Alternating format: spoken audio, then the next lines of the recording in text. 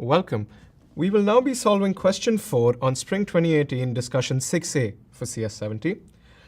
So question 4 talks about computability of various computer programs. And as we've seen from question number 3, the way we often justify uncomputability of a particular program is we reduce the halting problem to the given definition of a program. What this means is I say, look, let me assume for contradiction that the given program exists. Let's denote it by P. Then I can make some logical definition of the halting problem, of the halting program, which determines does some program halt on some input. And I can reduce that through some logical equivalencies to talking about P.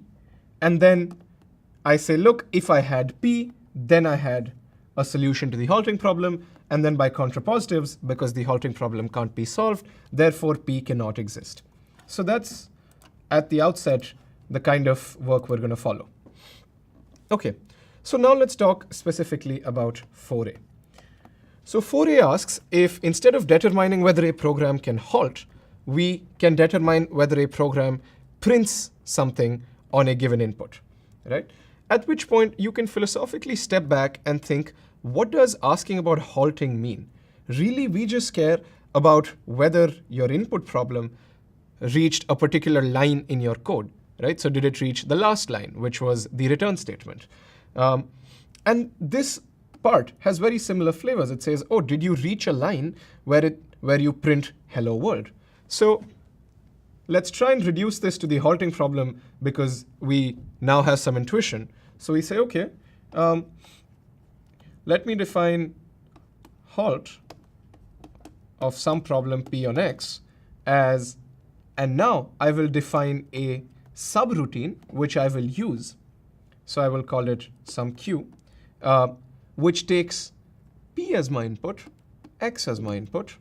And I say, OK, look, I will make Q print hello world. Right? And later on, I will say, OK, if prints hello world of Q on X, then return true, else return false. And how do I link this to halting? Well, I say, OK, when do you print hello world? Well, you do it if P of X ever halts, right? So you call P on X here. If it halts, you end up printing hello world because you reach this line in the code. If you do that, the outer problem halt then says, OK, does Q print hello world on input X? Well, it printed hello world, which means P of X must have halted. So yes, P halts on input X, and I can return true. But then, if not, I can return false, right? I can return false. And then, essentially what I've done is I've said, OK, if I had this function print hello world, I can logically solve the halting problem. But because I can't solve the halting problem, therefore, this implies prints hello world does not exist. OK. And if you wanted to be a little pedantic, you could make sure you do something like stop output prints, just in case maybe P ended up printing hello world. So we want to stop in particular that. So we suppress all print statements from P, and we force our own printing of hello world. And then the only way hello world got printed is if P halted on input X, and therefore this would give us a solution to the halting problem. OK, so now let's talk about 4B. 4B particularly says, well, I want to know whether a program P prints hello world by line number K, right? So in 4a, we just wanted to know, did you print hello world? In 4b, it's a little more specific. Did you print hello world by line k? Now, as it turns out, there is nothing special about printing or returning. It's this idea that do you ever reach line number k in the code, which is what the fundamental issue is, and that can't be computed because we don't know what happens in lines 0 through k minus 1, so we never know if you ended up at line k. So that's the intuition for part B.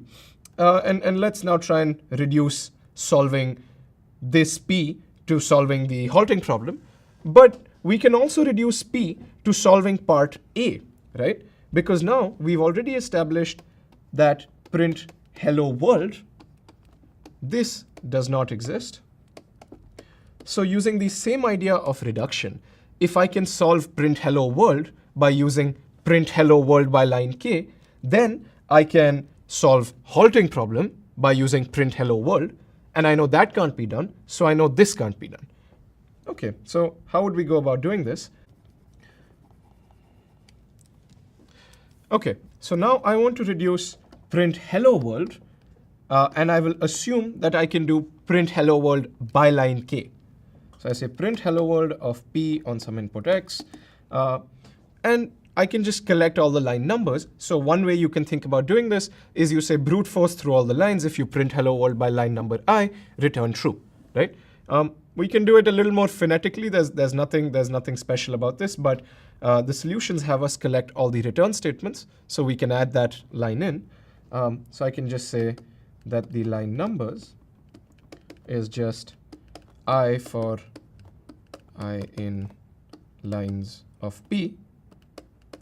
And this kind of syntax is fairly acceptable in pseudocode because it's not very language specific what you're writing in as long as the message is clear.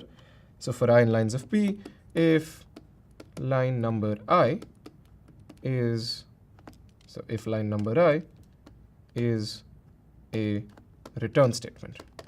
Okay, I could have collected all the print statements. I could have collected any particular thing. I just needed a way to index all the lines of P. And I say, OK, for each such line, so for line I in line nums, if print hello world by k on P on line I, so if you've printed by this line, well, then I can return that you have in fact printed hello world. And if by the end you've not, I can just do return false. So all this part goes on to highlight is that asking if you print hello world overall is not that much different from asking if you printed hello world by a line number. And you can think about the fact that, look, printing it by the end or by line k, well, 0 through k can be considered a sub-program on its own. And that's why this is fundamentally uncomputable. OK, so finally, let's talk about 4c. 4c asks, can you print hello world in the first k steps of your execution? And the difference is, it's not asking in the first k lines of code. It's saying in the first k steps. So there is some guarantee that you will reach k steps, because either the program has ended after k steps have occurred, in which case you can just say if you printed hello world or not, or it's not. But then I can force it to stop because I don't care about what happens any longer. So the difference between part C and part B is while B talks about the kth line of code, which I never know if I will reach because I could forever be stuck in line 0 through k minus 1, part C, on the other hand, talks about the first k steps. And time only moves forward, so I will reach the kth step in time. Either I've halted by then, in which case it's fine, or I've not, in which case I can force it to stop because I don't care about what happens. So that's just the reasoning for part C, where I say, OK, this particular problem exists.